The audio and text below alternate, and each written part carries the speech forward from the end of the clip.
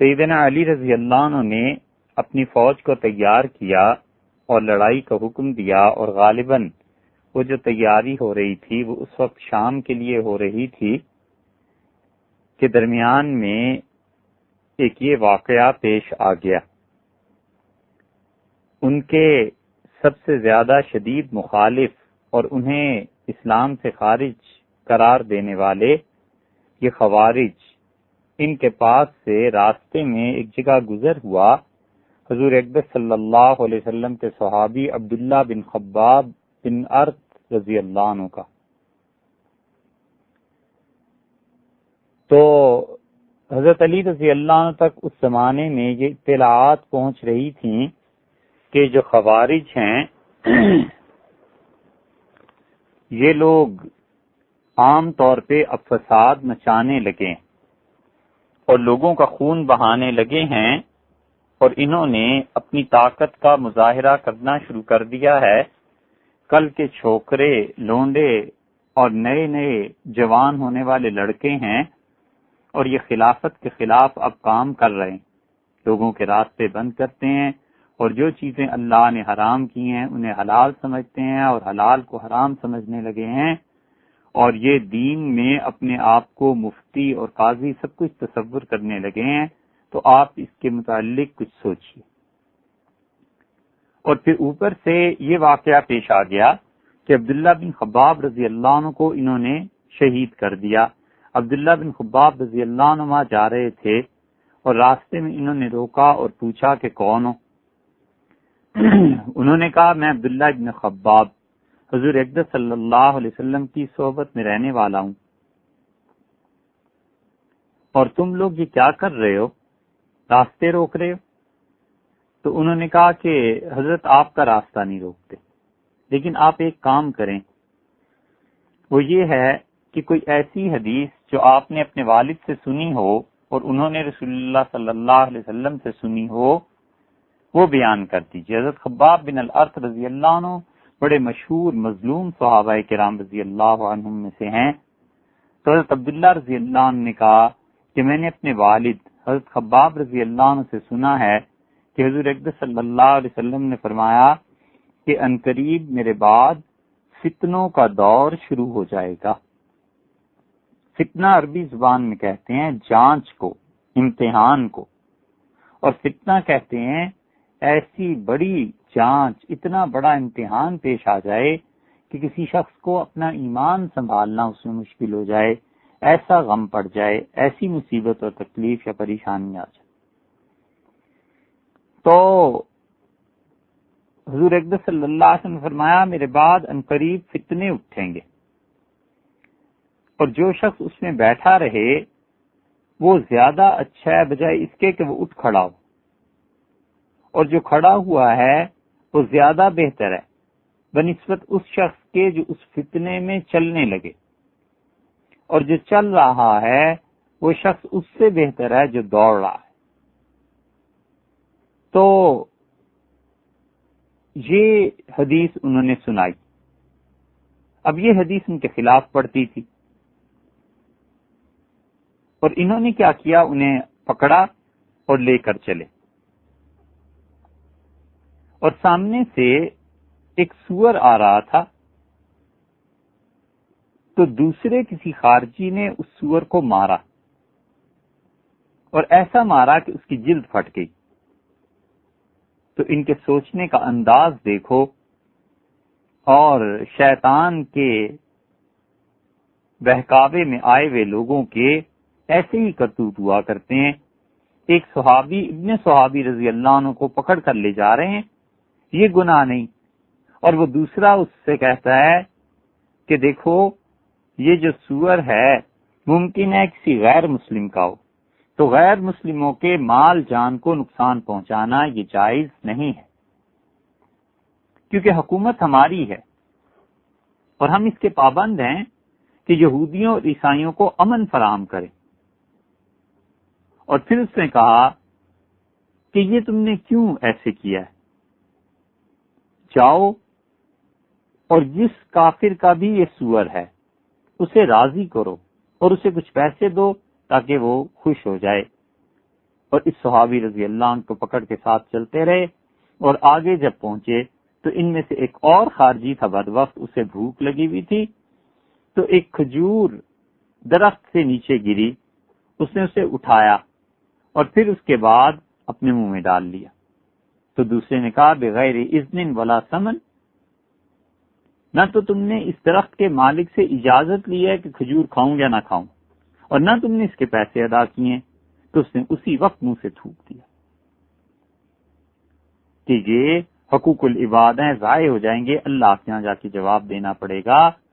اور اس کے ساتھ ہی انہوں نے عبداللہ ابن خباب رضی اللہ عنہ کو لٹایا اور ذبح کر دیا، گردن ان کی جسم سے جدا کر دی۔ کیوں؟ اس لیے کہ وہ اس فتنے کے خلاف بولے تھے اور انہوں نے یہ حدیث سنا دی تھی۔ یہی ہوا کرتا ہے ان لوگوں کے ہاتھوں سے، تاریخ بھری پڑی ہے ایسے بدبختوں کے ہاتھوں سے جس میں انہوں نے جذبات کی رو میں بہہ کے کوئی عقل کا کام نہیں کیا اور عقل کل اپنے آپ کو سمجھتے رہے۔ یہ جتنی اسلام کے نام پہ ایسی تحریکیں اٹھتی ہیں نا جس میں قیادت لڑکوں کے ہاتھ میں ہوتی ہے اور وہ اپنے علاوہ کسی کو مسلمان سمجھنے کے لیے تیار ہی نہیں ہوتے اور سمجھتے ہیں دین کا سب سے زیادہ بڑا کام ہم ہی کر رہے ہیں، ان کے کاموں میں ایسی بے اعتدالیاں پائی جاتی ہیں۔ جس شخص کی زندگی میں، جس جماعت کی زندگی میں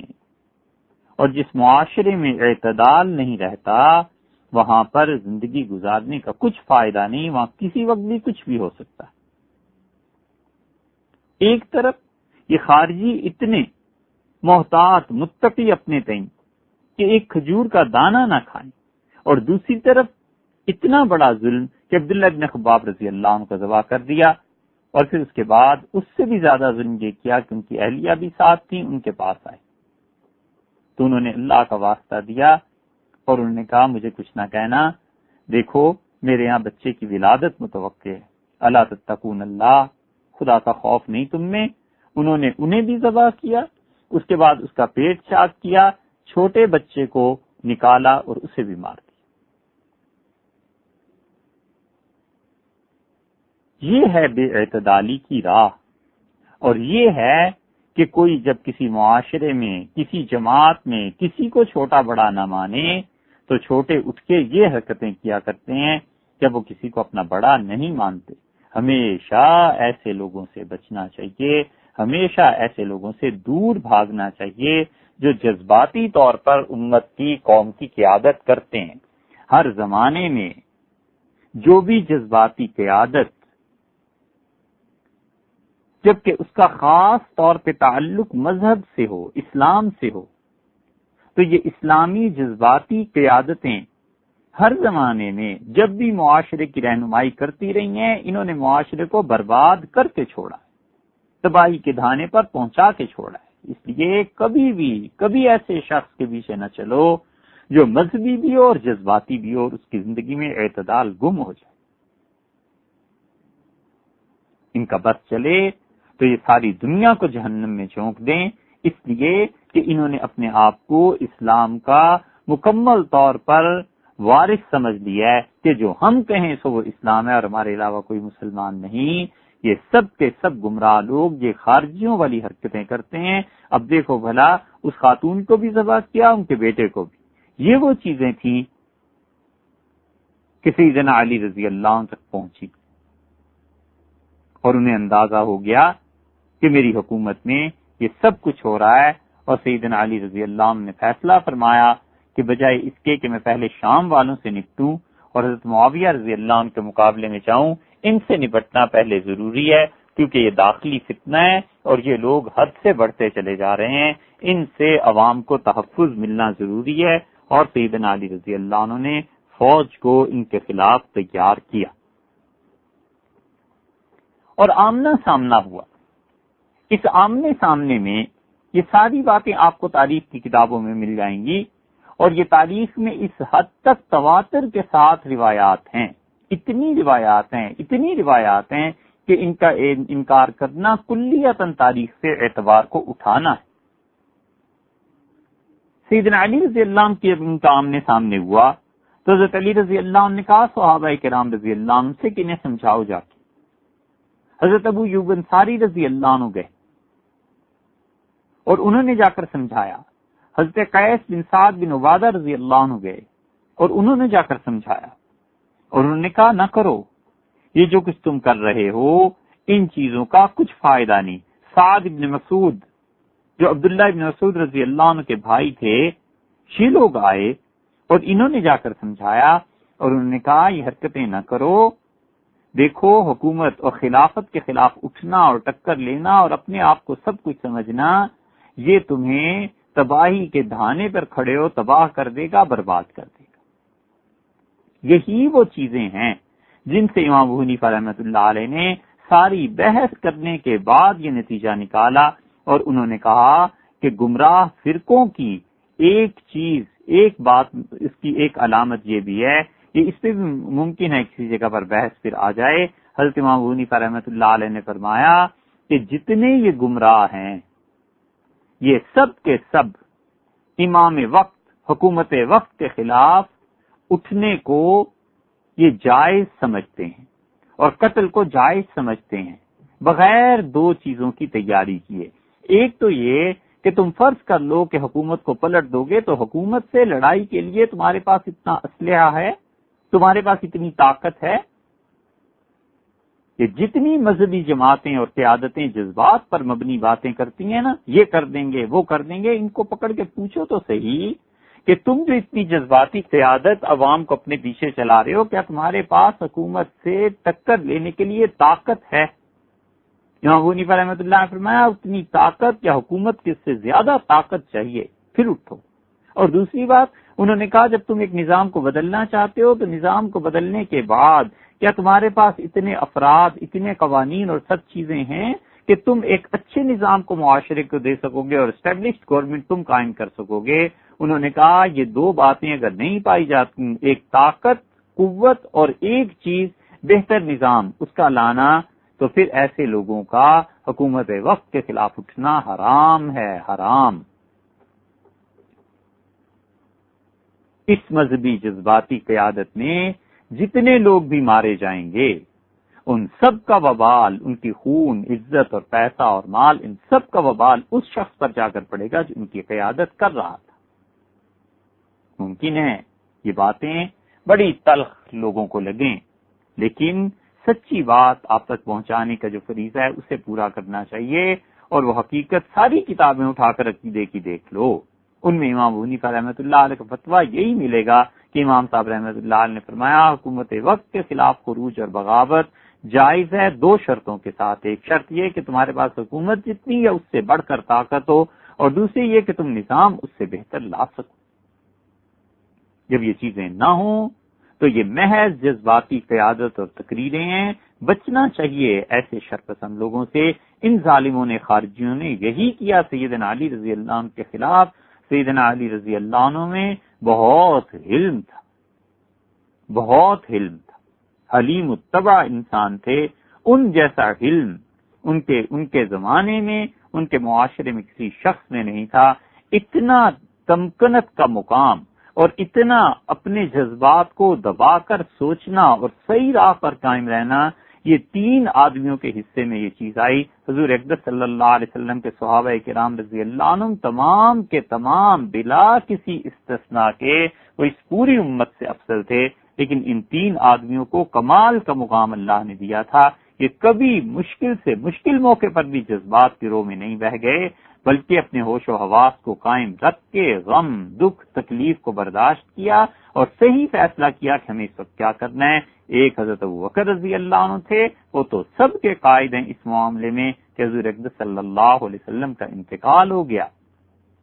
مدینہ منورہ میں کوہرام بپا ہے. حضرت عمر رضی اللہ عنہ جیسا انسان اپنے جذبات پہ قابو نہیں پا سکا، اور کہتے ہیں کہ وہ ایسے ہی تشریف لے گئے ہیں جیسے حضرت موسیٰ علیہ السلام گئے تھے کوہ طور پہ اور واپس آ گئے تھے. اور ایک شخص ہے اس وقت جو اٹھتا ہے اور وہ کہتا ہے کہ من کان یعبد منکم محمدن فإن محمدن قد مات، تم میں سے جو کوئی محمد صلی اللہ علیہ وسلم کی عبادت کرتا تھا اگر، تو اسے پتہ چل جانا چاہیے کہ حضور اقدس صلی اللہ علیہ وسلم کا انتقال ہو گیا۔ ومن کان یعبد اللہ، اور جو اللہ کی عبادت کرتا تھا، فإنہ حی لا یموت، وہ ذات ہمیشہ رہنے والی ہے، اس پر موت نہیں۔ سب سے زیادہ دکھ اور تکلیف حضرت ابوبکر رضی اللہ عنہ کو نہیں ہوئی ہوگی تو اور کسے ہوئی ہوگی، لیکن کیا مجال ہے کہ حضرت ابوبکر رضی اللہ عنہ کے پائے استقامت میں لغزش آئی ہو؟ اور دوسری ہستی ان کے بعد سیدنا عمر رضی اللہ عنہ تھی، مشکل سے مشکل مواقع پر مشتعل ہوئے بغیر، جذبات میں آئے بغیر صحیح ترین فیصلے۔ اور تیسری ہستی یہ سیدنا علی رضی اللہ عنہ کی تھی کہ سامنے لشکر ہے، فوج ہے، اپنے پاس فوج ہے، لڑ سکتے ہیں، جیسے کہ نتائج بتاتے ہیں، پیس کے رکھ سکتے ہیں، لیکن اس کے باوجود کہتے ہیں جاؤ اور ان لڑکوں کو سمجھاؤ، جاؤ ان نوجوانوں کو سمجھاؤ۔ اور عبداللہ ابن مسعود رضی اللہ عنہ کے بھائی سعد ابن مسعود گئے، ابو ایوب انصاری رضی اللہ عنہ گئے، قیس بن سعد بن عبادہ رضی اللہ عنہ، یہ سب جا رہے ہیں، لیکن کوئی کسی کی سننے کے لیے تیار نہیں۔ آخر خود سیدنا علی رضی اللہ عنہ تشریف لے گئے اور انہوں نے کہا واللہ لو قتلتم علیہ دجاجہ لکان عظیما عند اللہ، خدا کی قسم ایک مرغی کو تم ذبح کرنے سے بچتے ہو، ناجائز مرغی، کہ اللہ کے ہاں یہ بہت بڑا گناہ ہے، فکیف بدماء المسلمین، مسلمانوں کے خون کا اللہ کو کیا جواب دو گے؟ تم سوچو کہ ایک مرغی کسی کی لے کر ذبح کر دی جائے بغیر اجازت کے ظلم سے، اللہ کے ہاں یہ بھی پوچھو گی مسلمانوں کے خون کا کیا جواب دو گے؟ کوئی جواب ان کے پاس نہیں تھا سوائے اس کے کہ انہوں نے کہا اللہ تو خاطبون، علی رضی اللہ عنہ اور اس کے آدمیوں سے منہ نہ لگاؤ، ان سے مت بات کرو، وتحیوا لقاء الرب عز وجل، چلو چلو اللہ سے ملاقات کی تیاری کرو، الرواح الرواح الی الجنہ، چلو چلو جنت کی طرف چلو، چلو چلو جنت چلو، نعرے لگے اور خون کھولنے لگا۔ اور پھر سیدنا علی رضی اللہ عنہ نے حضرت ابو ایوب انصاری رضی اللہ عنہ کو کہا کہ جھنڈا لہراؤ اور جنگ کا اعلان کرو، اور ان میں جا کر اعلان پھر بھی کرتے رہو، اور جا کر کہو کہ من جاء الی ھذہ الرأیہ فہو آمن، لڑکو تم میں سے جو کوئی اس جھنڈے کے تلے آ جائے ہم نے اسے امان دی۔ یہ ہے دانش مند قیادت، یہ ہے عقل مند قیادت، اور ایسی ہی دانش مند قیادت اور عقل مند قیادت اپنی قوم کو، اپنے چلنے والوں کو اور اپنے پیچھے چلنے والوں کو بڑے بڑے بحران سے نکال کر شاہراہ پر ڈال دیتی ہے۔ اس شخص کو لیڈر بننے کا اور اس شخص کو قیادت کرنے کا کوئی حق نہیں پہنچتا جو مستقبل کی تصویر حال کے آئینے میں نہ دکھا سکے۔ جذباتی تقاریر اور لوگوں کو ابھارنا کہ قتل کرو، یہ خوارج کا تھا۔ سیدنا علی رضی اللہ عنہ نے اس کے باوجود تحمل دیکھو کہ وہ منہ در منہ نے کافر کہہ رہے ہیں اور اپنے دوستوں کے جذبات کو بڑھا رہے ہیں کہ چلو جنت چلیں گے، جنت ملے گی۔ معاذ اللہ، حضرت علی رضی اللہ عنہ کا جھنڈا لہراؤ اور اعلان کرو کہ ہمارے اس جھنڈے تلے جو آ جائے فہو آمن، ہم نے اسے پناہ دی۔ یہ تھی رسول اللہ صلی اللہ علیہ وسلم کی وہ سنت جو فتح مکہ کی تھی۔ پھر ارشاد فرمایا وَمَنْ انصَرَفَ إِلَى الْكُوفَةِ وَالْمَدَائِنِ فَهُوَ آمِنٌ، کوفہ جو چلا جائے اس جماعت کو چھوڑ دے اور مدائن چلا جائے، قریب کا شہر ہے، ہم نے اسے بھی پناہ دی۔ اور پھر سیدنا علی رضی اللہ عنہ کا انہیں کہو لا حاجت لنا فیکم الا فی من قتل اخواننا،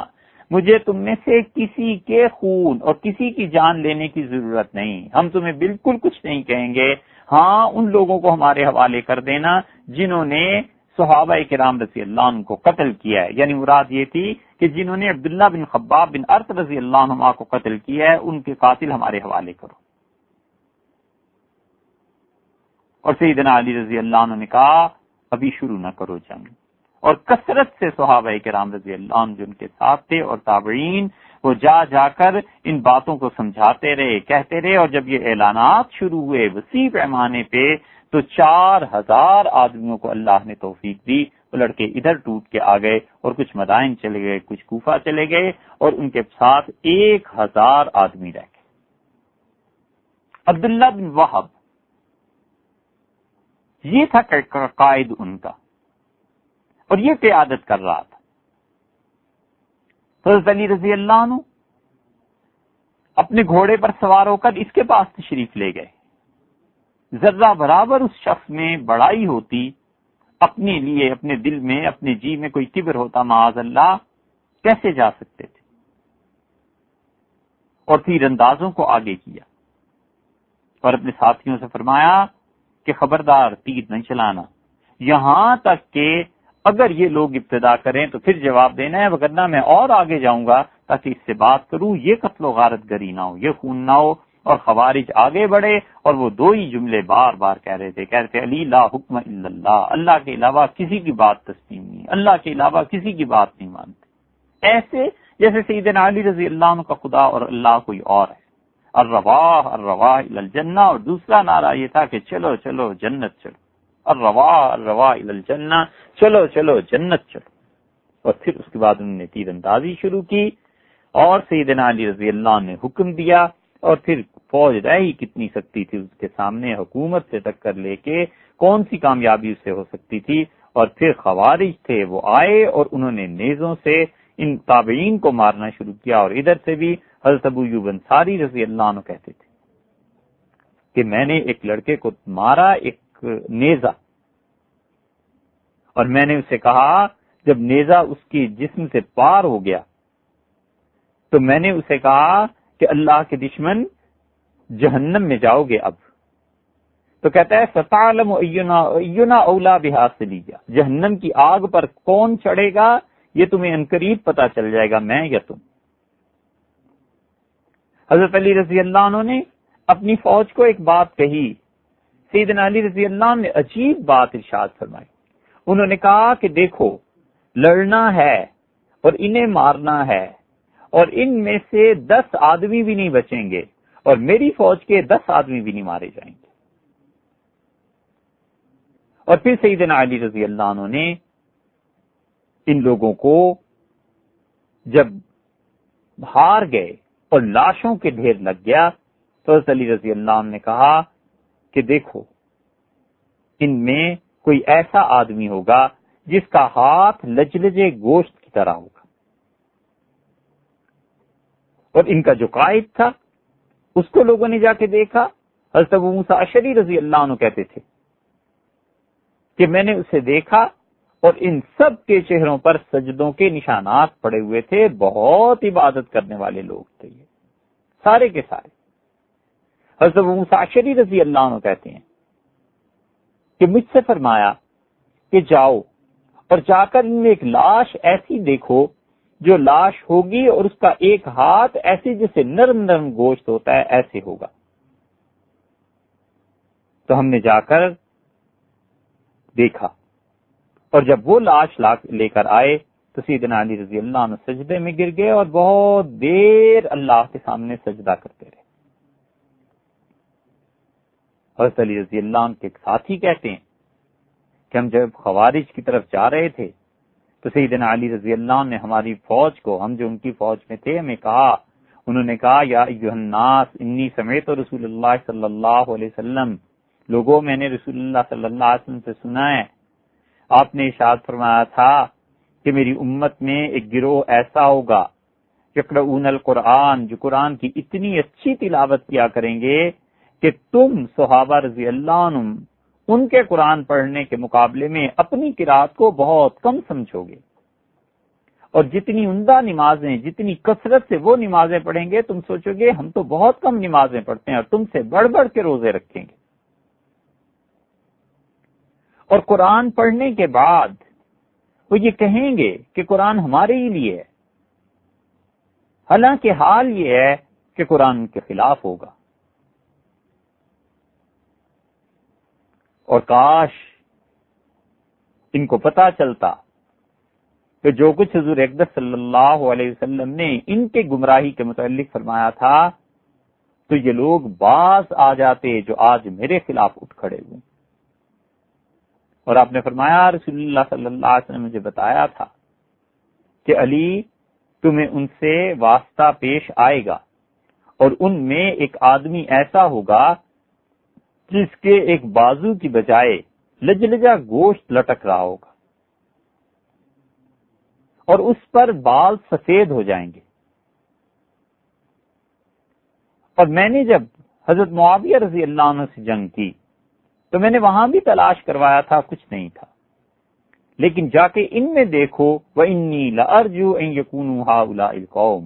رسول اللہ صلی اللہ علیہ وسلم نے جو کچھ فرمایا تھا مجھ سے، میرا خیال یہ ہے، امید یہ ہے کہ یہ وہی گروہ ہے جس کے ساتھ آج میری لڑائی ہوئی ہے. حضرت علی رضی اللہ عنہ نے کہا کہ لاشوں کے ڈھیر پر کھڑے ہوئے اور فرمایا اس میں تلاش کرو،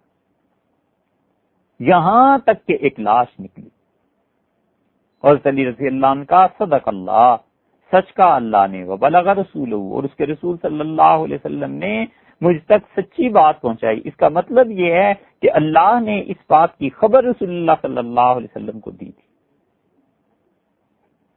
کہ علی رضی اللہ عنہ کا مقابلہ ایسے سر پھرے گروہ سے بھی ہوگا جن میں کوئی چھوٹے بڑے کی تمیز نہیں رہے گی، بس نماز، روزہ، قرآن کی تلاوت، یہ چیزیں اس پر زور. اور باقی معاشرے میں کیا ہو رہا ہے، اس وقت کیا کام کرنا ہے، کوئی چھوٹا بڑا سر پہ ہے یا نہیں، اس سے بالکل غفلت. عبیدہ سلمانی رحمت اللہ علیہ کہتے تھے کہ حضرت علی رضی اللہ عنہ کے سامنے جب وہ لاش رکھی گئی تو انہوں نے بہت طویل سجدہ کیا اور نے کہا رسول اللہ صلی اللہ علیہ وسلم نے مجھے اسی کے متعلق خبر دی تھی. تو میں نے کہا یا امیر المومنین واللہ الذی لا الہ الا ہو، اللہ کی قسم کہیے کہ جس اللہ کے علاوہ کوئی الہ نہیں ہے، لسمعت ھذا من رسول اللہ صلی اللہ علیہ وسلم، کیا واقعی آپ نے رسول اللہ صلی اللہ علیہ وسلم سے ان لوگوں کے متعلق سنا تھا؟ تو انہوں نے کہا واللہ الذی لا الہ الا ہو، اس اللہ کی قسم جس کے علاوہ کوئی خدا نہیں، میں نے انہی کے بارے میں یہی چیز سنی تھی. فاستحلفہ ثلاثا، 3 مرتبہ میں نے قسم کھلائی حضرت علی رضی اللہ عنہ کی، تینوں مرتبہ انہوں نے قسم کھائی اس بات کی. مسلم کی روایت میں آتا ہے کہ انہوں نے 3 مرتبہ قسم کھا کر کہا کہ رسول اللہ صلی اللہ علیہ وسلم نے مجھے ان ظالموں کے متعلق بتایا تھا کہ یہ کیا کریں گے. عبداللہ ابن مسعود رضی اللہ عنہ کی روایت میں آتا ہے، ابن مسعود رضی اللہ عنہ نے کہا کہ رسول اللہ صلی اللہ علیہ وسلم نے فرمایا یخرج قوم فی آخر الزمان، آخری دور میں ایسے لوگ پیدا ہو جائیں گے صفحاء الاحلام، عقل کے کچے، بے وقوف، احداثن، لڑکے، نو عمر، چھوٹی عمروں والے لونڈے، حدثاء الاسنان، نئے نئے دانت نکلے ہوں گے. مطلب کیا؟ طنز فرمایا رسول اللہ صلی اللہ علیہ وسلم نے کہ نیا نیا دین سیکھا ہوگا. ظاہر ہے کہ جو اپنے بڑوں کو گمراہ کہیں اور جن لوگوں کی چہرے پر بال نہیں تھے انہوں نے اس وقت دین کی کام شروع کیے ہوں، اور اب جب ان کے بال سفید ہو گئے تو اب کچھ لونڈے اور لڑکے اٹھیں اور کہیں نہیں صاحب آپ نہیں سمجھے جتنا ہم دین کو سمجھے ہیں. تو اور پھر کیا کیا جا سکتا ہے سوائے اس کے کہ آدمی ان کی عقلوں پہ انا للہ پڑھ لے. حدثاء الاسنان، حضور اکبر صلی اللہ علیہ وسلم نئے نئے دانت جن کے نکلے ہوں گے، یقولون من خیر قول الناس، اور وہ لوگوں میں بہترین تقریریں کر سکتے ہوں گے. یقرؤون القرآن بألسنتہم، قرآن کریم کی تلاوت کریں گے. لا یعدو تراقیہم، اور قرآن ان کے حلق سے نیچے نہیں اترے گا. قرآن کا اثر ان کے دل پر نہیں ہوگا. اگر دل پر اثر ہوتا تو وہ لازمی بات ہے کہ وہ دین کے سارے تقاضوں کو سمجھتے، صرف ایک ہی چیز کے پیچھے نہ پڑ جاتے. یمرقون من الاسلام، اور وہ اسلام سے ایسے نکل جائیں گے کما یمرق السهم من الرمیہ، رسول اللہ صلی اللہ علیہ وسلم جسے تیر چلاتا ہے کوئی آدمی، اور تیر اتنی تیزی سے کسی چیز کے آر پار ہوتا ہے کہ اس پر کوئی نشان باقی نہیں رہتا.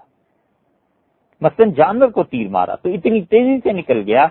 کہ اس پہ خون نہیں لگا مگر جانور زخمی ہو گیا شدید. فمن ادرکہم، اور جب تمہیں مل جائیں فلیقتلہم، تو انہیں مارنا. فإن فی قتلہم اجرا عظیما عند اللہ لمن قتلہم، کیونکہ جو انہیں مارے گا اللہ کے ہاں بہت اجر اور بہت ثواب اسے ملے گا. یہ ترمذی کی روایت ہے. عبداللہ ابن مسعود رضی اللہ عنہ کی بہت روایات آپ کو ملیں گی. حضور اقدس صلی اللہ علیہ وسلم کی دوسری حدیث حضرت انس رضی اللہ عنہ کی ہے، امام احمد ابن حنبل رحمۃ اللہ علیہ اپنی مسند میں لائے ہیں کہ ان فیکم فرقۃ، تم میں سے ایک طبقہ، ایک گروہ اٹھے گا، یتعبدون، اللہ کی بہت عبادت کرنے والے، ویدینون، اور خدا کے دین پر بہت زیادہ بظاہر عمل کرنے والے، حتیٰ یعجب الناس، یہاں تک کہ لوگ تعجب کریں گے، لوگ دیکھ دیکھ کے حیران ہوں گے کہ یار کتنا دین ہے ان لڑکوں میں، کتنا زیادہ خدا کی بات پہ کو ماننے والے، چلنے والے ہیں۔ وتعجبهم انفسهم، اور ان کو خود بھی اپنے جی میں یہ بات آئے گی کہ ہم تو زمانے بھر میں سب سے زیادہ دین پر عمل کرنے والے ہیں، اور دین پر عمل شیطان انہیں ایسا گمراہ کرے گا کہ مسلمانوں کا خون وہ جائز کر دیں گے، پھر کیا ہوگا؟ یمرقون من الدین کما یمرق السهم من الرمیہ، رسول اللہ صلی اللہ علیہ وسلم اس دین سے، اسلام سے ایسے ہی نکل جائیں گے، ایسی کفر کی حرکتیں کریں گے جس طرح تیر جہاں جا کر لگتا ہے وہ اس سے آر پار ہو جاتا ہے۔ یہ تھے خوارج، اور بنیاد کیا ہے کہ جہاں کوئی کبیرہ گناہ دیکھا اسے کافر قرار دیا۔ سیدنا علی رضی اللہ عنہ فرماذ اللہ کفر کا فتویٰ، پھر حضرت عمر بن العاص رضی اللہ عنہ پہ کفر کا فتویٰ، حضرت معاویہ رضی اللہ عنہ وہ کافر ہو گئے، سارے کے سارے صحابہ کرام رضی اللہ عنہ کافر ہو گئے۔ ان کا دین کیا تھا؟ یہ تھی دوسری دراڑ جو اس اسلام کی عمارت میں آئی، اور یہ دوسرا شیشہ تھا جو ٹوٹا، اور یہ دوسرا نقب تھا جو اسلام کی عمارت میں لگا۔ انہیں کہتے ہیں خوارج، اور انہی کو بعض لوگ حروریہ بھی کہتے ہیں۔ کتابوں میں تیسرا نام ان کا مل جائے گا نواصب، ناصبی، اب تک پائے جاتے ہیں۔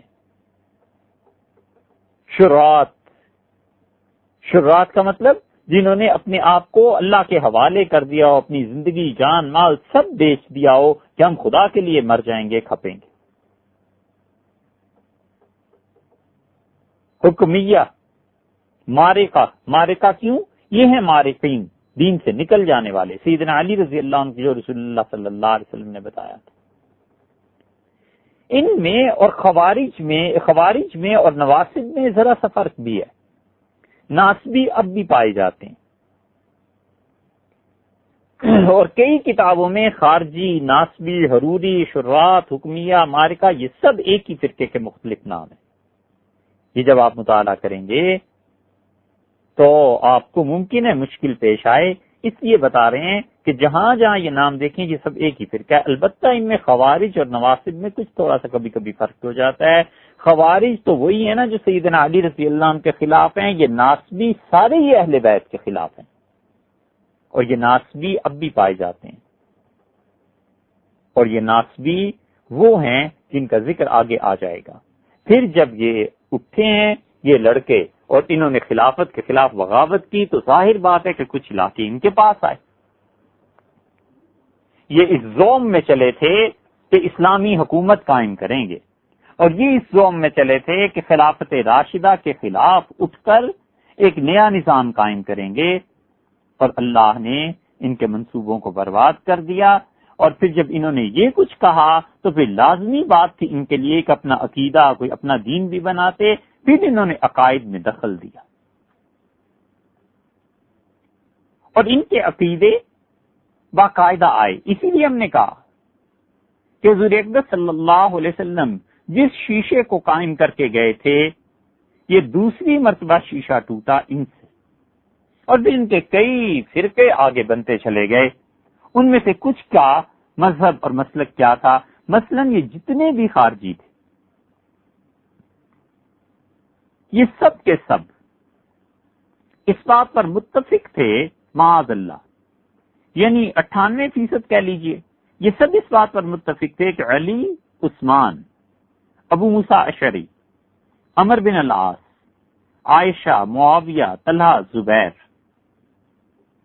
اور جتنے بھی صحابہ کرام رضی اللہ عنہم حضرت عائشہ رضی اللہ عنہ کے یا حضرت علی رضی اللہ عنہ کے ساتھ تھے، یہ سب صحابہ کرام رضی اللہ عنہم، اور ہر وہ آدمی جو علی اور معاویہ رضی اللہ عنہما کی کمیٹی پر راضی ہو گیا تھا، یہ سب کے سب کافر تھے۔ پہلا ان کا فتویٰ یہ تھا۔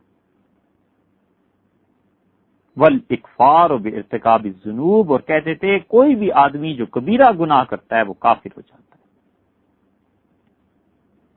دلیل ان کی کیا تھی؟ دیکھو دلیل ان کی بھی کتاب و سنت سے تھی، آگے آ جائے گی بات، پھر ان کی دلیل کا بتاتے ہیں۔ اور امام کے خلاف، حاکم وقت کے خلاف خون بہانے کو بغیر طاقت کے اور بغیر عمدہ نظام پیش کیے یہ لوگ خارجی جائز سمجھتے تھے، اور کتاب و سنت سے ہی دلیل لاتے تھے، کہیں باہر سے نہیں۔ اور ان خارجیوں میں ایک اور فرقہ بنا، اور اس نے اپنا آقا اور اپنا سب کچھ مانا یزید کو، یزید جس کے فسق پہ امت متفق ہے، اور اکابر فقہاء کرام رحمہم اللہ نے اس یزید کے کفر کا فتویٰ دیا ہے، سیدنا حسین ابن علی رضی اللہ عنہما کا قاتل، اور کربلا میں حضور اقدس صلی اللہ علیہ وسلم کے اہل بیت، اور کربلا میں دین کو ذبح کر کے جس شخص نے رکھ دیا یزید نے، اس کو یہ اپنا بڑا مانتے تھے۔ ایک فرقہ وہ بھی تھا۔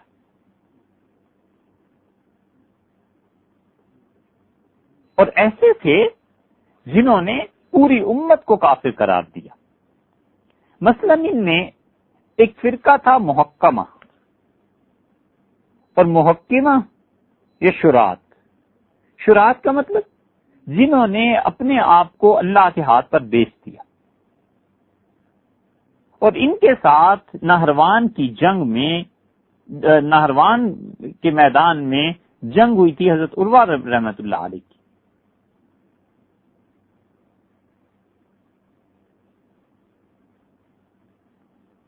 عروہ ابن حدیر یہ تھا بانی اس فرقے کا، اور بہت دیر زندہ رہا ہے، معاویہ رضی اللہ عنہ کی خلافت میں بھی زندہ تھا۔ پھر یہ ایک مرتبہ زیاد کے ہتھے چڑھ گیا، اور اس نے اس سے سوالات پوچھے کہ تمہارا کیا مسلک ہے، صحابہ کرام رضی اللہ عنہ کے متعلق، اس کا سب کافر تھے، علی، معاویہ، طلحہ، زبیر، عائشہ، ابو موسیٰ اشعری، فلاں فلاں رضی اللہ تعالی عنہم، یہ سب کے سب کافر تھے۔ اس نے کہا گردن اڑا دو اس شخص۔ اور پھر عبید اللہ، پھر اس نے زیاد نے اس کے نوکر کو بلایا، اور اس نے کہا کہ میں نے اس کے قتل کا تو حکم دے دیا ہے، کیونکہ اس کا عقیدہ کفر کا عقیدہ تھا،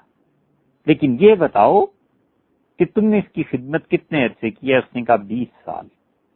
اس نے کہا 20 سال میں تم نے کیا دیکھا؟ تو اس نے کہا میں تفصیل سے بیان کروں یا مختصر بات کروں؟ تو اس نے کہا مختصر بات کروں۔ اس نے کہا 20 سال میں یہ اللہ کا اتنا نیک بندہ تھا کہ ما اتیتہ بطعام فی نہار قط، 20 سال میں کبھی بھی دن کا کھانا میں نے اس کے لیے نہیں پکایا، ہمیشہ روزہ رکھتا تھا۔ ولا فرشت له فراشا بلیل قط، اور 20 سال میں کبھی رات کو اس کا بستر ٹھیک نہیں کیا، اس کے لیے بستر نہیں بچھایا گیا۔ 20 سال تک اس نے رات رات بھر اللہ کی عبادت کی ہے، صائم النہار تھا اور قائم اللیل۔ یہ وہ بات تھی جو رسول اللہ صلی اللہ علیہ وسلم نے فرمایا تھا کہ ایسا گروہ آئے گا کہ ان کے مقابلے میں اپنی نماز کو اور اپنے روزے کو تم کم سمجھو گے۔ یہ تھا عروہ ابن حدیر۔ اور یہ خارجی جب سیدنا علی رضی اللہ عنہ صفین سے فارغ ہوئے، کوفہ کی طرف تشریف لائے ہیں، 12,000 تھے، اور ہرورا ایک میدان تھا وہاں جہاں پر یہ جنگ ہوئی ہے، اور 12,000 خارجیوں نے حضرت علی رضی اللہ عنہ کا راستہ پھر روکا۔ اور اسی لیے یہ ہروریہ بھی کہلاتے ہیں۔ ہرورا ایک میدان تھا، اس نسبت سے ان خارجیوں کو ہروریہ بھی کہتے ہیں۔ اور حضرت علی رضی اللہ عنہ کے مقابلے میں عبداللہ ابن قوا آیا ہے جو اس وقت ان کا امیر تھا، اور شبس بن ربیع تھا۔ سیدنا علی رضی اللہ عنہ نے بجائے اس کے کہ ان 12,000 سے لڑتے، اور یقیناً لڑتے تو قابو پا لیتے، اس لیے کہ سیدنا علی رضی اللہ عنہ کے ساتھ اس وقت بھی 1,00,000 کے قریب فوجی تھے، یا 80,000 تو تھے ہی تھے، 12,000 ان کے مقابلے میں کیا تھے؟ لیکن سیدنا علی رضی اللہ عنہ نے کہا آؤ اور میرے ساتھ بات کرو کہ ہم لوگوں کو کس بنیاد پر تم کافر قرار دیتے۔ اس نے کہا 10 آدمی ہم آئیں گے، لیکن ہمیں امن دیا جائے۔ حضرت علی رضی اللہ عنہ کا وعدہ کیا اور یہ لوگ آئے، لیکن نہیں سمجھے، اور پھر انہی لوگوں نے عبداللہ بن خباب بن الارت رضی اللہ عنہ کو قتل بھی کیا ہوا تھا، اور انہوں نے قتل اس طرح کیا کہ عبداللہ رضی اللہ عنہ کا جب خون بہا ہے اور ان کی اہلیہ کا پیٹ چاک کر کے جب بچے کو مارا ہے تو زمین پہ نشانات پڑ گئے، اور عبداللہ ابن خباب رضی اللہ عنہ کا حال یہ تھا کہ ان کے گلے میں قرآن کریم لٹک رہا تھا، وہ کثرت سے تلاوت کرتے تھے۔ تو انہوں نے کہا یہ ہے گمراہی، اور بچوں یہ باتیں اس لیے ہیں کہ یہ تاریخ بار بار اپنے آپ کو دہراتی ہے، کہیں ایسے نہ ہو کہ اب بھی کوئی جذباتی مذہبی قیادت تمہیں اللہ کے دین سے ہٹا دے۔ بچو اس جذباتیت سے۔ انہوں نے کہا عبداللہ کو دیکھ کے کہ عبداللہ یہ تمہارے گلے میں کیا ہے؟ انہوں نے کہا قرآن کریم ہے، میں سفر میں ہوں تو رکھا ہوا ہے، اس کی تلاوت کرتا رہتا ہوں، سواری اونٹ وغیرہ پہ سوار تھے۔ تو انہوں نے کہا ان ھذا الذی فی عنقک لیامرنا ان نقتلک، یہ جو گلے میں تمہارے لٹکی ہوئی چیز ہے نا، اس کا حکم یہ ہے کہ ہم تمہیں قتل کر دیں۔ تو انہیں گمان بھی نہیں تھا کہ یہ اتنے ظالم ہو جائیں گے۔ انہوں نے کہا دیکھو بھئی، قرآن جس کے متعلق کہے کہ اسے قتل کرنا چاہیے اسے کر دینا چاہیے، اور قرآن جس کے متعلق کہے کہ اسے جینے کا حق ہے اسے رہنے دینا چاہیے۔ بڑے خوش ہوئے اور کہنے لگے کہ اب تو تم نے خود اپنے خلاف فتویٰ دے دیا، قرآن یہی کہتا ہے کہ تمہیں قتل کر دو، لہذا انہیں قتل کر دو۔ حضرت علی رضی اللہ عنہ نے اپنے سامنے جس شخص کو رکھا، ان میں جن لوگوں کو رکھا کہ جا کر حضرت علی رضی اللہ عنہ کی طرف سے پیغامات دیتے رہیں، مذاکرات کراتے رہیں، ان میں عدی بن حاتم بھی تھے۔ یہ عدی رضی اللہ عنہ حاتم طائی کے بیٹے تھے، غالباً 7 ہجری میں انہوں نے اسلام قبول کیا ہے، اور جب یہ آئے ہیں تو رسول اللہ صلی اللہ علیہ وسلم نے اپنا تکیہ کمر کے پیچھے سے نکال کے عدی رضی اللہ عنہ کو دیا، ان کی عزت، ان کا احترام کیا، اور اس موقع پہ رسول اللہ صلی اللہ علیہ وسلم نے فرمایا اذا اتاکم کریم قوم، جب تمہارے پاس کسی بھی قوم کا بڑا آدمی آئے تو فاکرموا، اس کی تعظیم کیا کرو، اس کی عزت کیا کرو۔ مطلب کیا کہ عدی اگرچہ بھی مسلمان نہیں ہوا، کافر ہی ہے، مگر اپنی قوم کا تو سردار ہے نا، اپنی قوم کا تو آقا ہے، اس کی عزت کرو۔ ہمارے ہاں اب موجودہ اسلام یہ سکھانے لگا ہے کہ جو تمہارا مخالف آئے پہلے تو اچھی طرح اسے رسوا کرو، پھر اس کے بعد اسے مذاکرات کرو۔ یہ کیا طریقہ ہے؟ رسول اللہ صلی اللہ علیہ وسلم نے کفر کے باوجود ان کا احترام ہی کیا ہے، اپنا تکیہ انہیں پیش کر دیا، یہ تھوڑی عزت کی بات ہے۔ اور وہ مسلمان ہوئے، اور عدی رضی اللہ عنہ اتنا طویل قد تھا ان کا کہ گھوڑے پر بیٹھتے تھے تو ان کے پاؤں زمین کے قریب قریب پہنچ جاتے تھے۔ سیدنا علی رضی اللہ عنہ کے ساتھ تھے، اور جنگ جمل میں ان کی ایک آنکھ اللہ کی راہ میں کام آ گئی، اور ان کے بیٹے تھے، ایک تو بیٹا تھا ان کا محمد، وہ سیدنا علی رضی اللہ عنہ کی حمایت میں شہید ہو گئے، اور دوسرا جو بیٹا تھا ان خارجیوں نے اسے شہید کر دیا، مار دیا۔ کیوں؟ اس لیے کہ ان کے نزدیک وہ کافر تھے معاذ اللہ۔ اب حضرت علی رضی اللہ عنہ نے ان سے مذاکرات شروع کیے۔ ہروری جو تھے، اور ان سے کہا کہ ماذا نقمتم منی، میرے کفر پہ کیا چیز ہے؟ ہم سب کو جو تم کافر کہہ رہے ہو، آپ یہ خیال میں رکھیے کہ یہ بحث ساری اب عقیدے کی ہے، کس بات کا ہم سے انتقام لیتے ہو؟ انہوں نے کہا علی رضی اللہ عنہ سے کہ پہلا انتقام تو ہم اس چیز کا لینا چاہتے ہیں کہ تم لوگ نہ صرف کافر بلکہ منافق بھی ہو،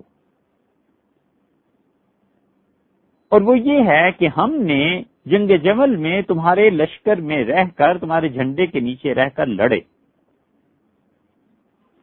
اور جب عائشہ، طلحہ اور زبیر رضی اللہ عنہ کو شکست ہوئی تو تم نے کہا، فتویٰ دیا کہ ان کے ہاں سے جتنا مال ملے، جتنی رقم اور پیسہ ملے جمل والوں سے، یہ سب کا سب لے لو،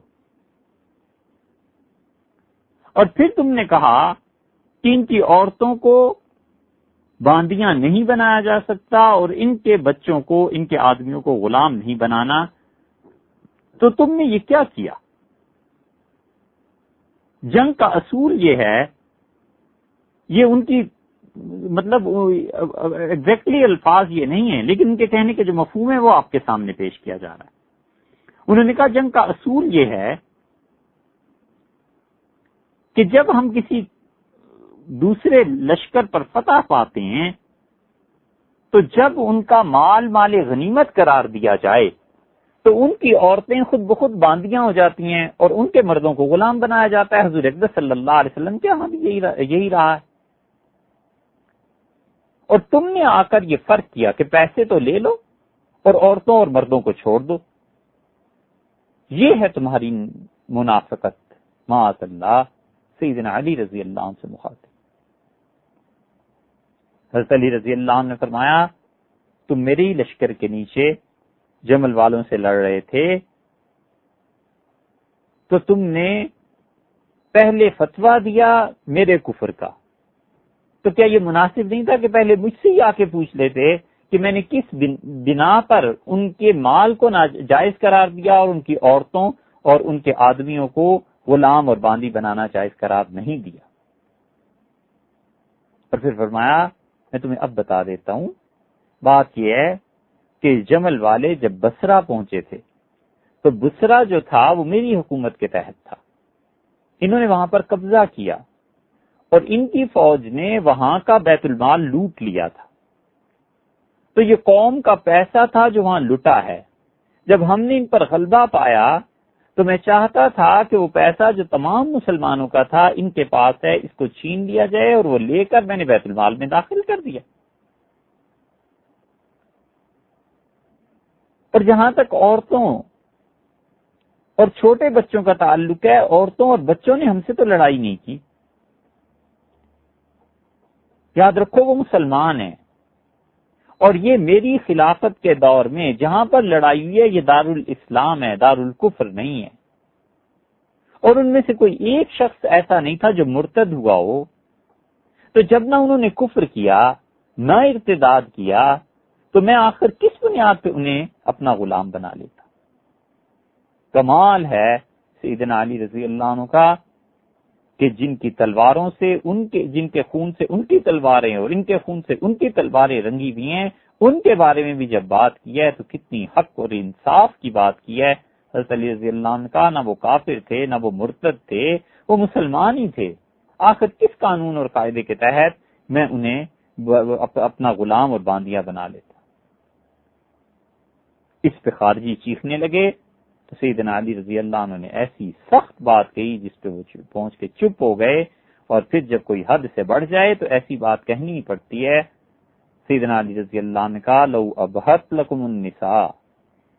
اگر میں عورتوں کو باندیاں بنانا جائز قرار دیتا تو ظالموں تم سوچو، ابکم یاخذ عائشہ فی سہمی، کوئی ام المومنین عائشہ رضی اللہ عنہا کو بھی اپنے حصے میں لے جاتا۔ فخجل القوم، اتنے شرمندہ ہوئے، ایسے شرمندہ ہوئے کہ چپ ہو۔ حضرت علی رضی اللہ عنہ فرمایا، آگے بولو، کیوں مجھ سے لڑتے ہو؟ انہوں نے کہا، اس لیے لڑتے ہیں کہ جب معاہدہ آپ کے اور معاویہ رضی اللہ عنہ کے درمیان لکھا جا رہا تھا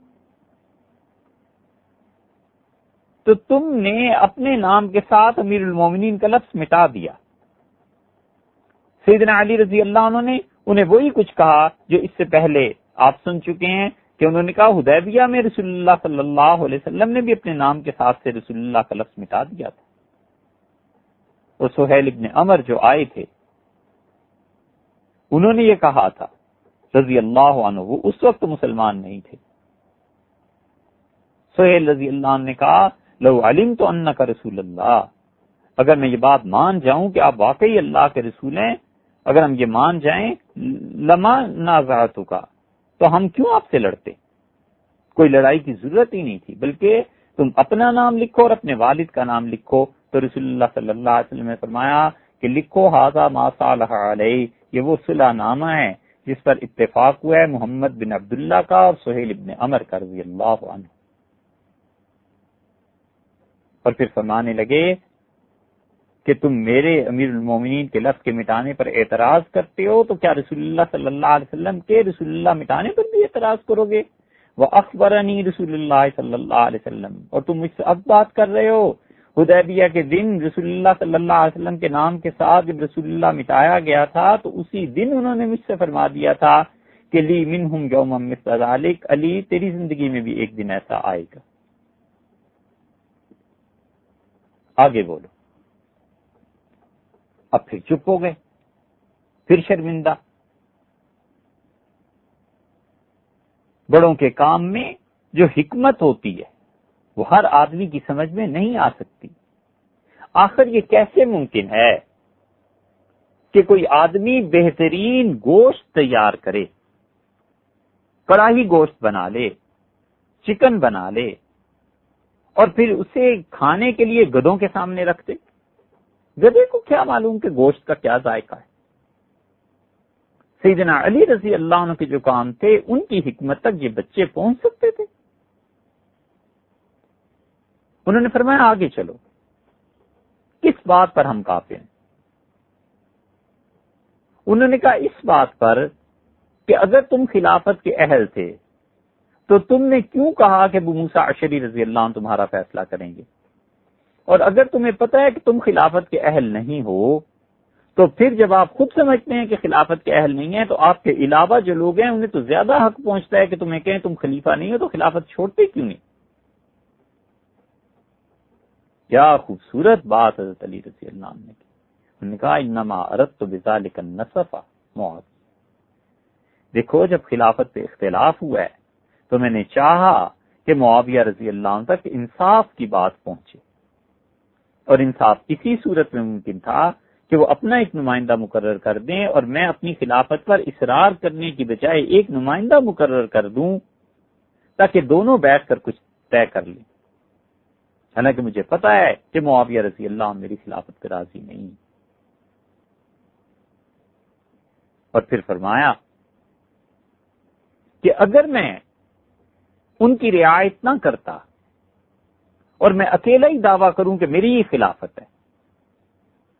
اور اپنی طرف سے کوئی آدمی مقرر نہ کرتا تو یہ نا انصافی کی بات ہو جاتی. اور تم مجھ سے کہتے ہو حضور اکبر صلی اللہ علیہ وسلم کے سامنے جب نجران کے عیسائی آئے تھے تو انہوں نے کیا کیا تھا؟ اور پھر انہوں نے آیت پڑھی، انہوں نے کہا اللہ نے قرآن میں کہا کہ تعالوا ندعو ابناءنا وابناءکم،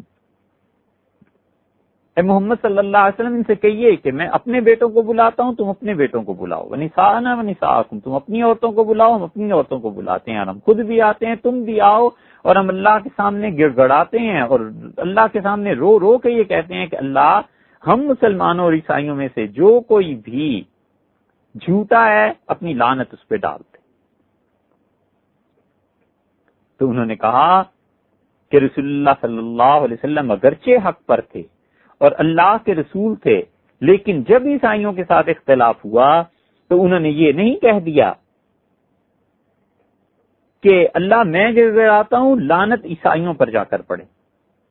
بلکہ فرمایا جب برابر کی بات آ گئی ہے تو آؤ دونوں میدان میں چلتے ہیں. بالکل ٹھیک میرے ساتھ بھی یہ صورت پیش آ گئی تھی، میں نے کہا مجھے اور معاویہ دونوں کو ہٹاؤ، دو نمائندے اپنے مقرر کرتے ہیں اور اس کے بعد کہیں نمائندے جو کچھ کہنا ہے.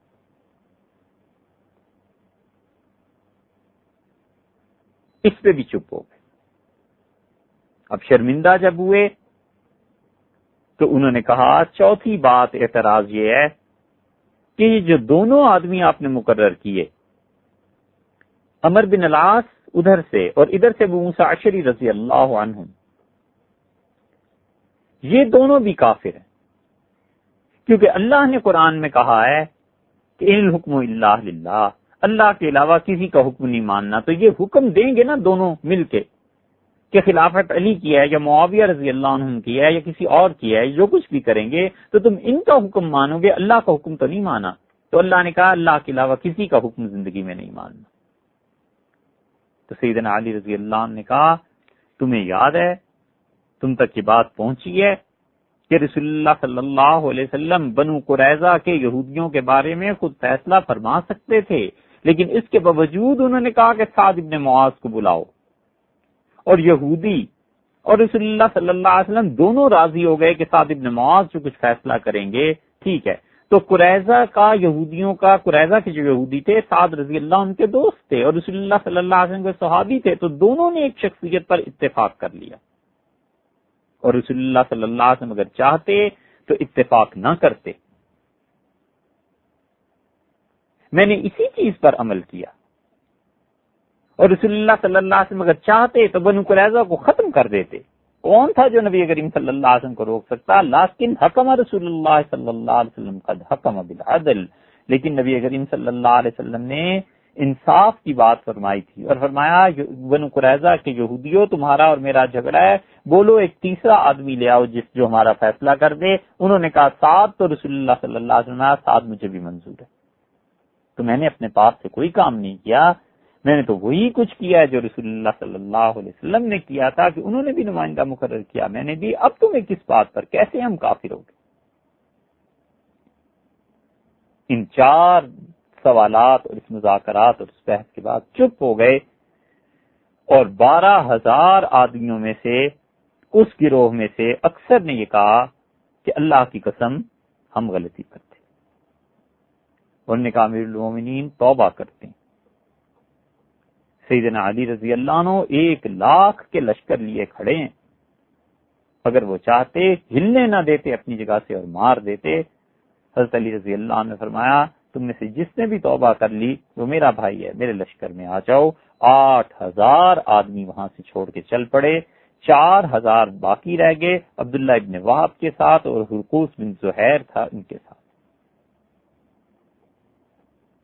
سیدنا علی رضی اللہ عنہ پر کیا کیفیت طاری تھی، وہ اس سے اندازہ لگایا جا سکتا ہے کہ جن لوگوں کو انہوں نے پناہ دی تھی، جب یہ لڑکے ادھر آئے ہیں اور بات چیت کرنا چاہیے تو حضرت علی رضی اللہ عنہ پہ اتنا دکھ کا غلبہ تھا، رنج کا، کہ فرمایا آج کا دن رہنے دو، بس آج مجھ سے کوئی بات نہ کرے. اور کس دل کے دکھے دل کے ساتھ پھر انہوں نے اشارہ فرمایا اور انہوں نے کہا جو باقی رہ گئے ہیں یہ مسلمانوں کے قتل کرنے والے اور یہ اس خلافت میں خلل ڈالنے والے اور ہمیں کافر کہنے والے، ان سے لڑو. اور اللہ کی قسم میں تمہیں یقین سے کہتا ہوں کہ ہم میں سے 10 آدمی بھی نہیں مارے جائیں گے اور ان کے 10 بھی زندہ نہیں بچیں گے. عجیب بات ہے کہ مورخین نے لکھے ہیں نام ان لوگوں کے جو سیدنا علی رضی اللہ عنہ کی فوج میں شہید ہو گئے، اور وہ کہتے ہیں 9 آدمی سیدنا علی رضی اللہ عنہ کی طرف سے شہید ہوئے تھے: زویبہ، سعد بن مجالد، عبداللہ ابن حماد، رفاع بن وائل، فیاض بن خلیل، کیسوم بن سلمہ، عتبہ ابن عبیدہ، خولانی، جمی بن جشم اور حبیب بن عاصم عودی. یہ 9 افراد تھے رضی اللہ عنہم جو سیدنا علی رضی اللہ عنہ کے لشکر کے تحت شہید ہوئے. اور ادھر سے جو ان کا امیر تھا، جو ان کا بڑا تھا، جو بہت قرآن پڑھنے والا تھا، حرقوس ابن زہیر آیا حضرت علی رضی اللہ عنہ کے سامنے اور کہنے لگا تم نکلو میرے مقابلے میں اور تم میرے ساتھ لڑائی کرو. ابن ابی طالب، ابو طالب کے بیٹے، لا نرید بقتالک الا وجہ اللہ والدار الاخرہ، ہم تم سے بالکل نہیں لڑنا چاہتے مگر ہم جانتے ہیں کہ آج اگر ہم علی سے لڑیں گے تو اللہ ہم سے خوش ہوگا اور آخرت میں ہمیں جنت ملے گی. حضرت علی رضی اللہ عنہ نے کہا یہ بات نہیں، تمہاری بات وہ ہے جو قرآن نے کہی ہے، اور اللہ نے کہا قل هل ننبئکم بالاخسرین اعمالا، کیا میں تمہیں خبر دوں دنیا میں سب سے زیادہ نقصان کس شخص نے اٹھایا؟ الذین ضل سعیہم فی الحیات الدنیا، جن کی دنیا کی ساری زندگی کی محنت برباد ہو گئی، تباہ ہو گئی، وہم یحسبون انہم یحسنون صنعا، اور وہ گناہ کر کے یہ سمجھتے رہے کہ ہم نے بڑی نیکی کے کام کی۔ منہم انت ورب الکعبہ، کعبہ کے پروردگار کی قسم، یہ جو لوگ خسارہ اٹھانے والے ہیں تو ان میں سے ایک ہے۔ اور پھر عبداللہ ابن وہب وہ آیا اور یہ خوارج قتل ہوئے، اور ان میں سے کوئی آدمی باقی نہیں بچا، 9 آدمی بس رہ گئے تھے۔ 2 آدمی سجستان کی طرف بھاگ گئے اور وہاں جا کر انہوں نے اپنے گمراہ کن عقائد کے تحت ایک جماعت جمع کی۔ 2 یمن کی طرف بھاگ گئے، اور یمن میں اباضی اب بھی جو پائے جاتے ہیں ان کی اصل یہ 2 افراد تھے۔ 2 عمان کی طرف بھاگ گئے، اور عمان میں ہم نے دیکھا ہے خود جا کر وہاں پر اباضیہ فرقہ جو ہے وہ 2 ان آدمیوں سے چلا تھا، 6، اور 2 جو تھے وہ جزیرہ کی طرف بھاگ گئے، یہ 8 آدمی تھے، اور 1 آدمی غائب ہو گیا، بیچ میں سے 9 آدمی۔ اور سیدنا علی رضی اللہ عنہ نے بتایا، ان سے پوچھا گیا کہ حضرت یہ آپ نے جو کہا تھا کہ 10 آدمی ادھر کے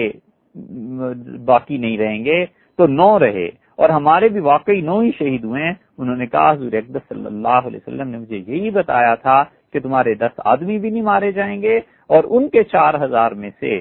10 آدمی باقی بھی نہیں رہیں گے، تو دیکھ لو یہی ہوا ہے جو رسول اللہ صلی اللہ علیہ وسلم نے مجھ سے کہا۔